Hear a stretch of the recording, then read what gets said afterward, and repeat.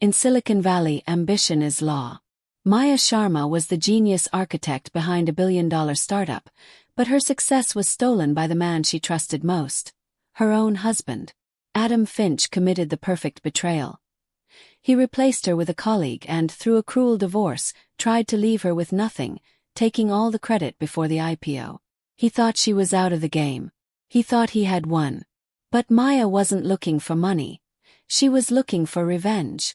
And she would find it in the one place he was vulnerable. The code. Prepare yourself for the formula of retaliation. The Palo Alto apartment, once a monument to shared ambition, now felt sterile, smelling faintly of old ambition and fresh disappointment.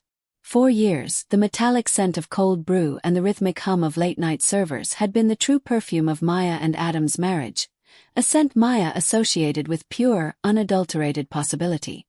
They had built Nexus Tech from a small, cluttered dining table, a partnership where Adam was the eloquent salesman and Maya was the quiet architect.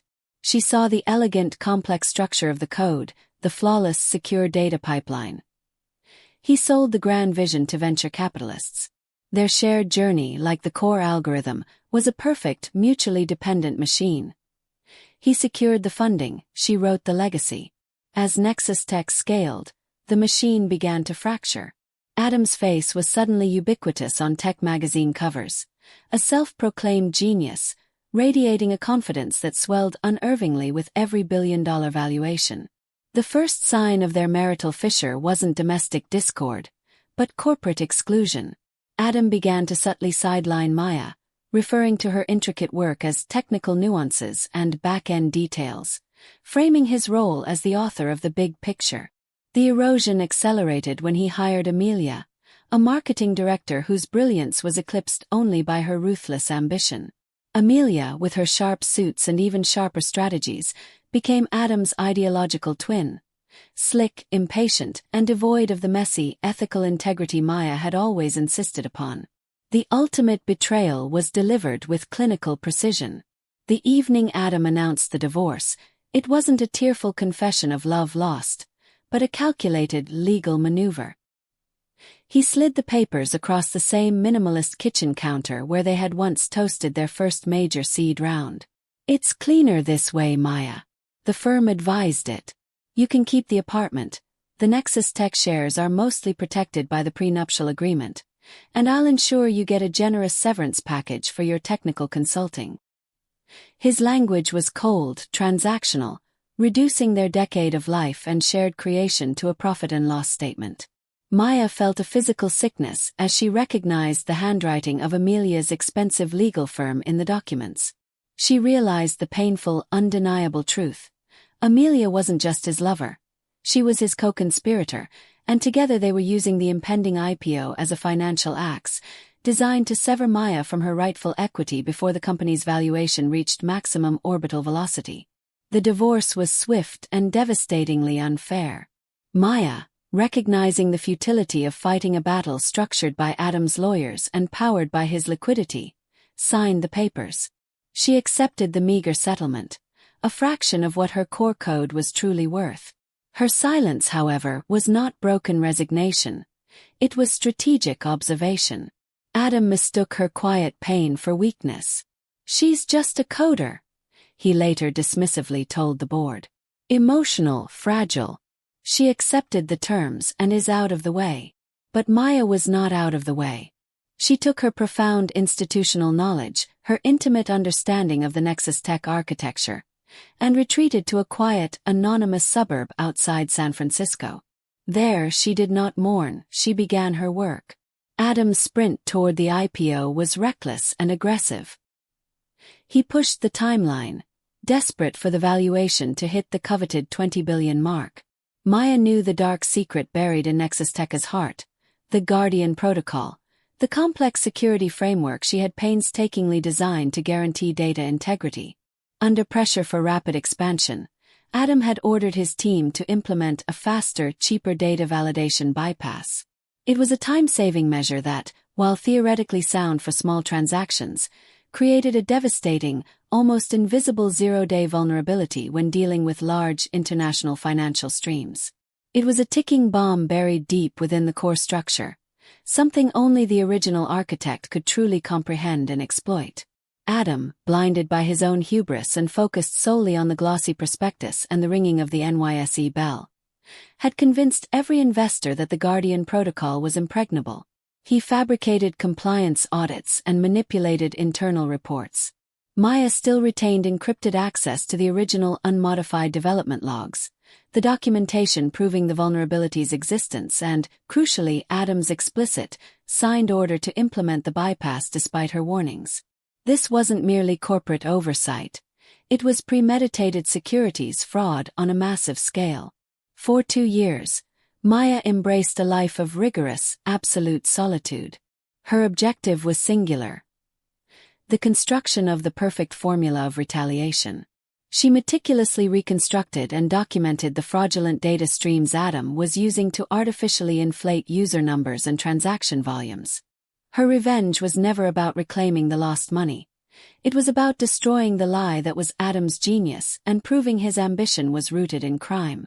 She needed Adam to stand at the absolute terrifying peak of his perceived success, ready to take the victory lap, when the ground beneath his feet disintegrated. The IPO date was locked in, 3 weeks away. The clock had begun its final, ticking countdown to his spectacular fall. The air within the newly leased, opulent floors of Nexus Tech headquarters was thick with the scent of expensive champagne and impending triumph. The IPO was just 48 hours away. Adam, thin and almost vibrating with narcissistic euphoria in his custom-tailored suit, gave a final manic speech to the remaining employees. Amelia, radiating cold ambition, stood beside him, already wearing the proprietary air of a billionaire's wife. Maya watched the live stream of the celebration from the silent, cool glow of her anonymous living room. Adam talked about visionary leadership and the brilliance of the original team, conspicuously omitting Maya's name, dedicating the historical success entirely to Amelia and the hard-working new guard. The image was flawless, a perfectly executed performance of self-made success built entirely on stolen code and deliberate structural fraud. Maya, however, was no longer watching Adam the man. She was observing Adam the target. She had spent the last 24 months refining her algorithm, code-named TruthFinder. It was not a destructive virus or typical malware. It was, she often thought, a surgical truth serum delivered through complex logic. TruthFinder was designed to execute a specific chain of events that would force a public, instantaneous audit failure in Nexus Tech's live financial reporting systems. The carefully timed trigger was set for precisely 30 minutes before the NYSE opening bell on the day of the IPO. Adam would be trapped in New York, unable to pull the offering without publicly confirming the catastrophic financial instability. In the final week, she had activated the second phase, securely transmitting an encrypted package to the SEC's internal compliance division and to 3 key tech journalists she had built quiet, professional trust with during her years in the industry. The package was comprehensive. It contained the original development logs proving Adam's direct order to implement the flawed data bypass, the internal emails detailing the specific manipulation of user metrics, and the precise moment and methodology of the system's impending public failure. The evidence was irrefutable, designed to become a viral catastrophe the moment the system confirmed the breakdown. The night before the IPO, silence was Maya's only companion. She felt no rush of adrenaline, only a profound, cold, strategic calm.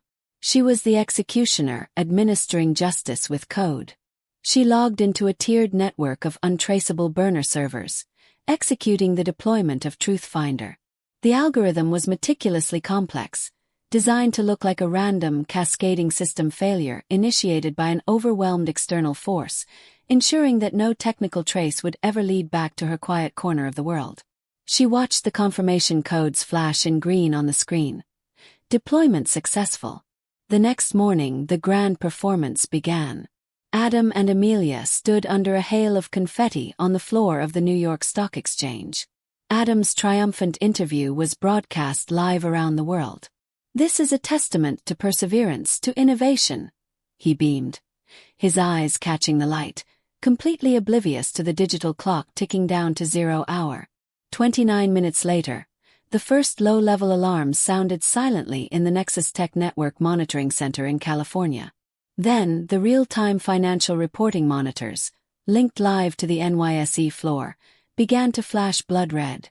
The massive live screen immediately behind Adam, which was supposed to display the opening stock price, suddenly flickered violently, displaying an internal warning that dwarfed the ticker. Critical compliance failure. Data integrity alert. Adam tried to cover his microphone, screaming questions into his phone. A sickly, green-tinged panic replaced the triumphant smile on his face. Amelia's expression, standing a step behind him, froze into a mask of pale, stunned horror.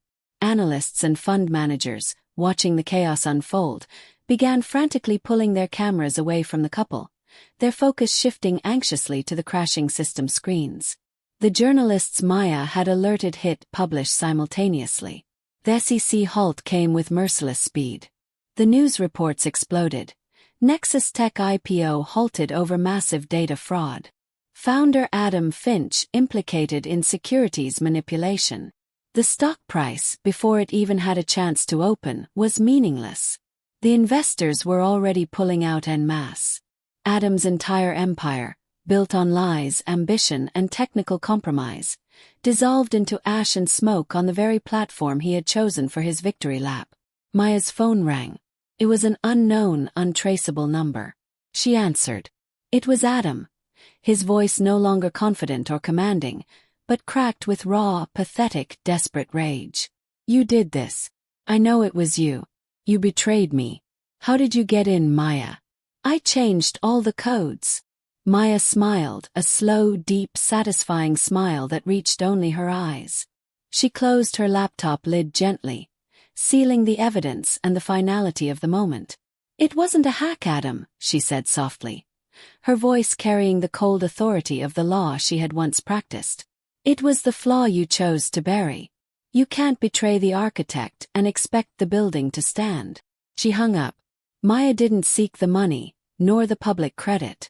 She had exposed the systemic lie, ruined the man who tried to erase her, and regained the one thing she had truly lost: the integrity of her code and her self-respect.